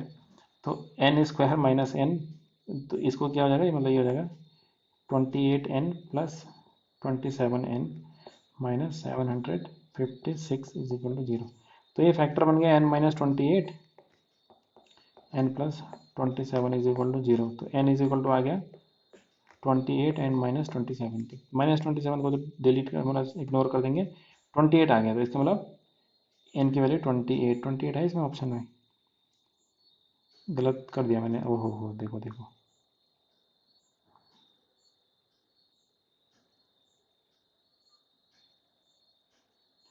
N into N minus one नहीं होता है, सॉरी सॉरी मैंने गलत कर दिया। N into N plus one होता है, वो मेरा पीछे वाला मेरे माइंड में रह गया। फर्स्ट एन नेचुरल नंबर का सम जो होता है N into N plus one होता है, तभी सोच रहा है कि ये ऐसे कैसे हो रहा है क्योंकि ऑप्शन में यहाँ पे 28 है, यहाँ 28 है ही नहीं, यहाँ तो 27 है ऑप्शन में। ठीक है, तो वो वही है, वो गलती कर दी मैंने, यहाँ पे प्लस आएगा, यहाँ पे ना, यहाँ पे प्लस आएगा, प्लस आएगा इसमें, प्लस, अगर ये प्लस में है तो ये प्लस होगा, ये माइनस में आएगा फिर। ठीक है, तो ऐसा हो गया, ये प्लस में होगा, ये माइनस में, तो ये पॉजिटिव हो जाएगा, ये नेगेटिव में आ जाएगा। ठीक है, तो बस सिंपल है। तो इसकी वैल्यू प्लस में आ गई, माइनस में, इसको हम इग्नोर कर देंगे और ये 27 वाला आंसर सही हो जाएगा। तो 27, तो 27 इज द करेक्ट आंसर। ठीक है, ये हो गया।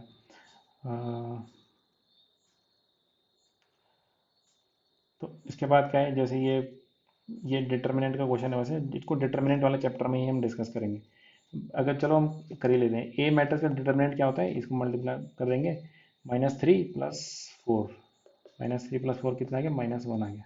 ठीक है, और ऐसा होता है कि determinant of A to the power N, ये होता है determinant A to the power N.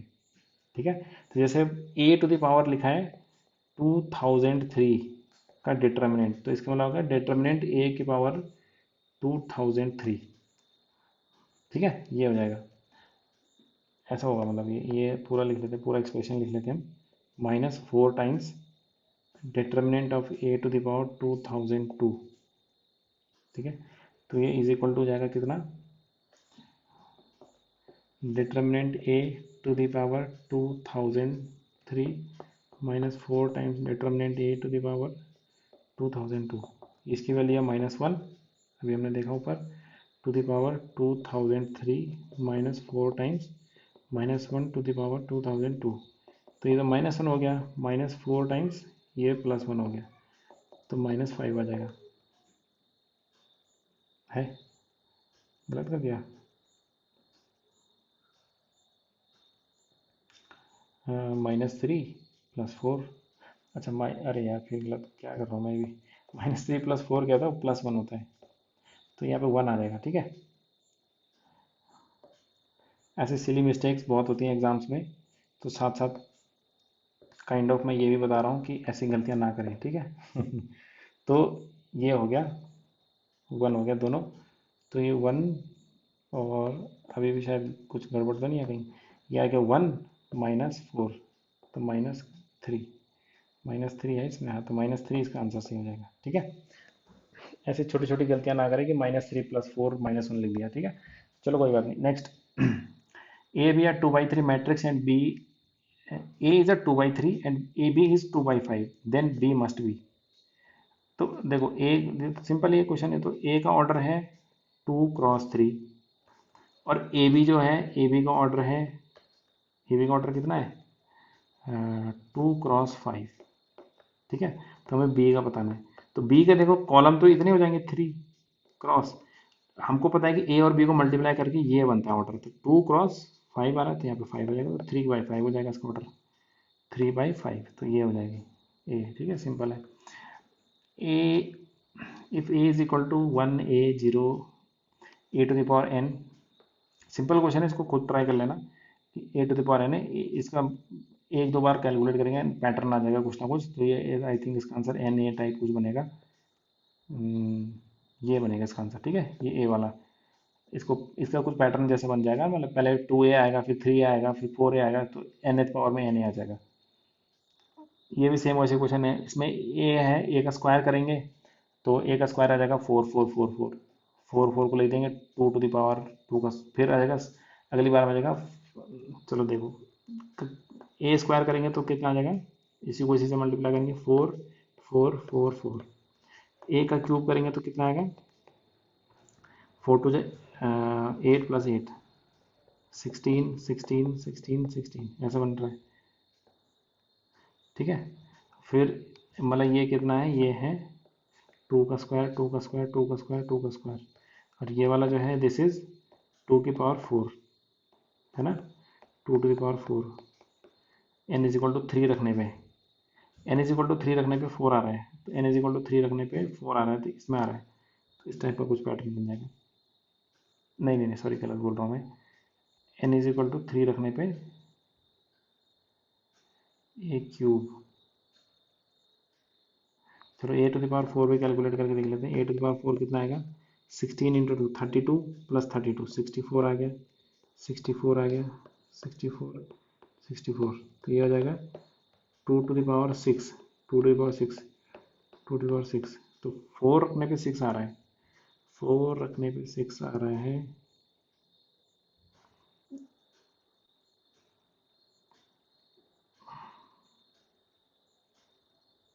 यहाँ पे यार गलत कर दिया मैंने, ये ना सो पहला वाला ही। आज मुझे लग रहा है मेरा दिन जो है गलतियाँ करने का पूरा दिन है, तो ठीक है, तो आज सारी गलतियाँ मैं एक ही दिन में कर दी, सारी की सारी, ठीक है कोई बात नहीं। हम्म, देखो ए स्क्वायर जो आएगा, जब हम इसको इसी से मल्टीप्लाई करेंगे, 2 2 2 2, इसको जब इसी से मल्टीप्लाई करेंगे 2 2 2 2 से, तो ये आएगा देखो 2 2 जो 4 प्लस 4 8, 8 8 एंड 8, तो ए स्क्वायर आएगा 8 8 8 8, तो बन जाएगा 2 टू द क्यूब। ठीक है, फिर इतना आगे जाने की जरूरत नहीं, कि गलत हो रहा था, मैंने सोचा कि कहीं ना कहीं हमने गलती करी है। तो ये कितना बन गया, 2 to the cube, 2 to the cube, 2 to the cube, 2 to the cube. इसका मतलब क्या हो गया कि n इज इक्वल टू 2 रखने पे कितना आना चाहिए, 3 आ जाना चाहिए। तो 2 टू जो 4, तो ये सी हो जाएगा इसका आंसर। ठीक है, सी में सारे सेटिस्फाई, नीचे वाले गलत हैं। ये ए क्यूब कुछ और आएगा, फिर कैलकुलेट करके देख लेना ए क्यूब क्या आएगा इसमें, कैलकुलेट करके देख लेना। 16 प्लस 32 आएगा, तो मतलब ए क्यूब कितना आएगा, देखो ए क्यूब आएगा, इसमें यार 3 रख दो, 3 टू जा 6 माइनस 1, 2 टू द पावर 5 यानी कि 32। ठीक है, इस टाइप से कुछ बनेगा।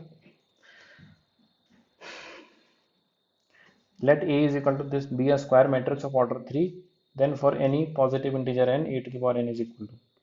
तो इन देखो, इसमें अब इस बार मैं गलती नहीं करूँगा, a का स्क्वायर करूँगा। अगर मैं a का स्क्वायर करूँगा तो देखो 1 को 3 बार मल्टीप्लाई करेंगे तो 3 आ जाएगा, 3 आ जाएगा, 3 आ जाएगा, 3 3 3 3 3 3, ऐसा हो गया। ठीक है, इसमें से 3 को कॉमन ले लेता हूँ मैं, ब्रैकेट के अंदर बचेगा 1 1 1 1 1 1 1 1 1, तो मतलब ये 3 ए के इक्वल आ गया। तो दैट मीन्स हमें ए स्क्वायर इज इक्वल टू 3 ए, ऐसे में।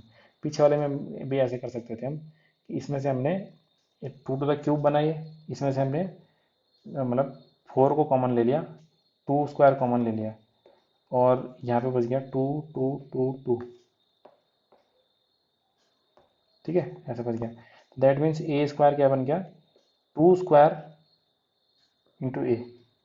नहीं, लेकिन ये अलग टाइप का क्वेश्चन है, सॉरी, इसमें तो हमें मैट्रिक्स की फॉर्म में ही बताना ना, तो ये नहीं होगा ऐसा। ठीक है, लेकिन अगला क्वेश्चन जो है इसी टाइप से होगा, तो क्योंकि वो मैट्रिक्स की फॉर्म में नहीं है, मतलब ए की सिंबल के फॉर्म में, ए टू द पावर एन बताना है। तो अब हम ए क्यूब में जब मैं निकालूंगा, तो ए क्यूब का मतलब होगा ए स्क्वायर इंटू ए, तो दैट मीन्स ए स्क्वायर कितना है, 3 ए इंटू ए, दैट मीन्स क्या बन गया, 3 ए स्क्वायर, और ए स्क्वायर कितना है 3 ए, दैट मीन्स क्या बन गया 9 ए, मतलब 3 का स्क्वायर इंटू ए। तो ए क्यूब कितना आया, मतलब ये आया इतना, और ए क्यूब बन गया आपका 3 स्क्वायर इंटू ए। उसी तरीके से ए पावर 4 निकालेंगे, तो ए पावर 4 का मतलब है A cube into A, that means A cube का मतलब है 3 square into A, 3 square into A square, A square का मतलब फिर से रख देंगे, ए 3 है तो आ जाएगा 3 क्यूब इंटू ए, तो दैट मीन्स ए पावर 4 कितना बन गया, 3 क्यूब इंटू ए। ठीक है, तो इन जनरल अगर मैं पैटर्न बना के देखूं, तो A to the power N कितना बन रहा है, 3 to the power N minus 1 into ए।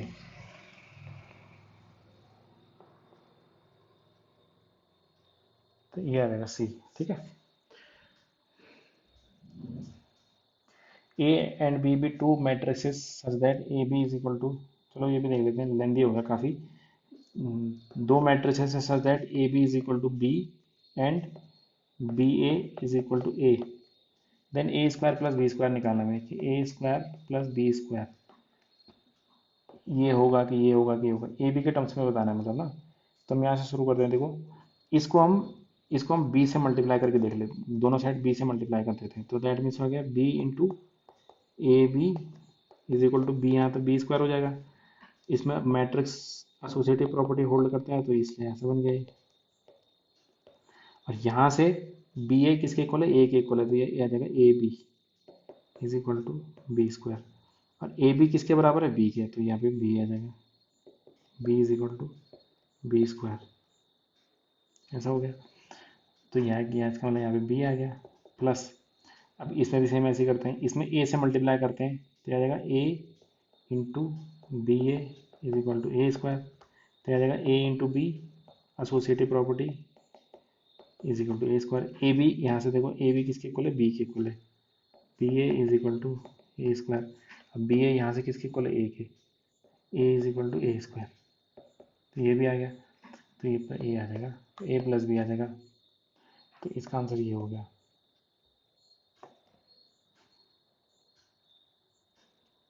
देखो if A is a square matrix such that A square is equal to, ये भी इसी टाइप के क्वेश्चन है, आते हैं कभी कभी एग्जाम, कभी कभी नहीं, मतलब इस टाइप के क्वेश्चन आते हैं generally. Two A minus I where I is the unit matrix, then for all number greater A to the power N, A to the power N बताना है मतलब ना। A to the power N क्या होगा, to A minus आई।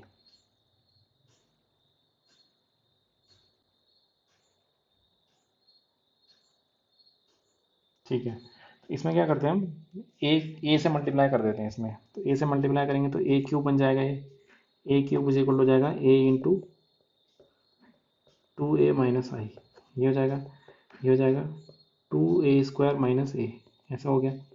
अब ये ए square को दोबारा यही रख देते हैं, ठीक है, ए स्क्वायर के बदले मतलब ये रख दिया मैंने, तो टू टाइम्स ए स्क्वायर मतलब two A minus I minus का ए, क्या आ जाएगा, टू टू जो फोर हो जाएगा, फिर देखो गलती होने वाली थी, फोर ए स्क्वायर माइनस टू, कुछ गलत कर दिया मैंने शायद,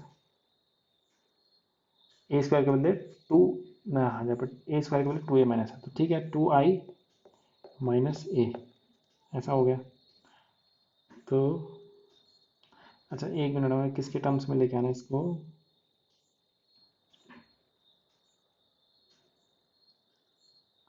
ये अच्छा हो गया, यहाँ पे स्क्वायर लगा दिया इसलिए कंफ्यूज हो गया। आज मुझे लग रहा है कि कुछ कुछ कुछ जादू टोना हो रखा है। फोर ए माइनस ए या क्या गया, थ्री ए माइनस टू आई, ठीक है, ए क्यूब इतना आ गया। तो इससे अगर हम देखें कि अगर इस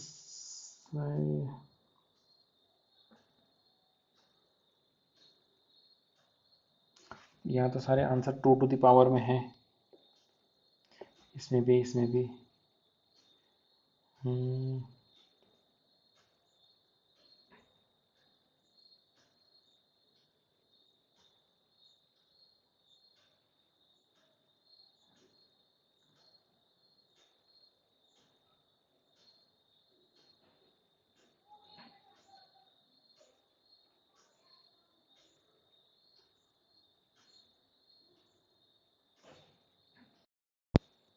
तो इसमें क्या होगा कि हाँ कोई बात नहीं, टू टू द पावर में आ रहा है, देखो यहाँ पे थ्री है पावर में, ये पावर में थ्री है, यहाँ पे भी थ्री है, और यहाँ पे ये है थ्री माइनस, तो इसको हम ऐसे लिख सकते हैं A to the power three is equal to ये आ जाएगा three A minus three minus one into I. In general means हम इसको ऐसे लिखते हैं A to the power N is equal to N A minus N minus one into I. तो ये ऑप्शन मैच कर रहा है ये वाला, ठीक है, फर्स्ट वाला N A minus N minus one into I, ये वाला ऑप्शन मैच कर रहा है। हालांकि अगर ये मतलब ये क्वेश्चन ऑब्जेक्टिव वाला है तो हमने कर दिया सॉल्व, पर जब ये ऐसे कुछ किसी एग्ज़ाम में आए, जैसे कॉलेज के एग्ज़ाम में या किसी एग्ज़ाम में, तो वहाँ पे हमें इसको फिर मैथमेटिकल इंडक्शन इसको प्रूफ करना पड़ेगा, ठीक है। अभी तो हमने क्लेम कर दिया ये है, फिर इसको इस पर math principle of mathematical induction लगता है, उससे फिर ये प्रूफ हो जाता है। B is a matrix such that B square is equal to B and A is equal to I minus B, then which of the following is not correct? तो लिखा है कि B square is equal to B है and A is equal to I minus B है। ठीक है, तो कौन सा इसमें से करेक्ट नहीं है? A square equal to I होगा, ए बी होगा, बी ए जीरो होगा। ठीक है, ठीक है। तो देखो B square is equal to B है, तो इस वाले को हम बी से मल्टीप्लाई कर देते हैं। ठीक है, A post multiplication means post multiplication, पीछे से मल्टीप्लाई करा हमने, तो ए इंटू बी हो गया is equal to I into यानी I minus B into B, ऐसा हो गया। तो ये हो गया आई इंटू बी हो गया बी माइनस बी स्क्वायर, और बी स्क्वायर बी के इक्वल है, तो ये क्या है बी माइनस बी बन गया, तो ये ज़ीरो हो गया। तो ये पहला वाला तो सही है, इसका मतलब पहला नहीं, तीसरा ऑप्शन जो है ए इंटू बी, ये तो सही है। फिर इसको हम प्री मल्टीप्लाई करते हैं इसी वाले को, तो बी इंटू ए करके देखते हैं, तो यह करा बी इंटू आई माइनस बी, तो इसमें भी ऐसे हो जाएगा बी इंटू ए क्या बन जाएगा, ये भी बी माइनस बी स्क्वायर, तो ये बी माइनस बी हो जाएगा और ये हो गया ज़ीरो, तो ये भी सही है इसका मतलब ये वाला। अब हमको देखना है कि ए का स्क्वायर कितना हो, तो इसको हम ए से मल्टीप्लाई करके देखते हैं। ठीक है, इसी को तो ए से मल्टीप्लाई करा तो A square is equal to आ गया ए इंटू आई माइनस बी। ठीक है, तो ये आ गया ए माइनस ए बी, और ए बी की वैल्यू अभी हमने देखी कि ए बी की वैल्यू तो ज़ीरो है, तो ये ए आ गया, तो ए स्क्वायर इक्वल टू ए आ गया, तो ये भी ठीक है। तो ये वाला इसमें गलत है। ठीक है, तो ये इसका आंसर हो जाएगा। तो एक लास्ट क्वेश्चन है इसमें, ये B is a matrix such that B square equal to B and I, ये रिपीट हो गया आई थिंक, पीछे वाला ही क्वेश्चन यहाँ पे दोबारा आ गया।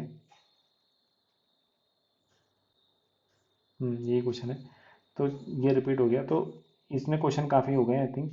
अब हम इसके बाद हम टाइप ऑफ मैट्रिसेस और उस पर बेस्ड क्वेश्चंस करेंगे नेक्स्ट लेक्चर में। Thank you.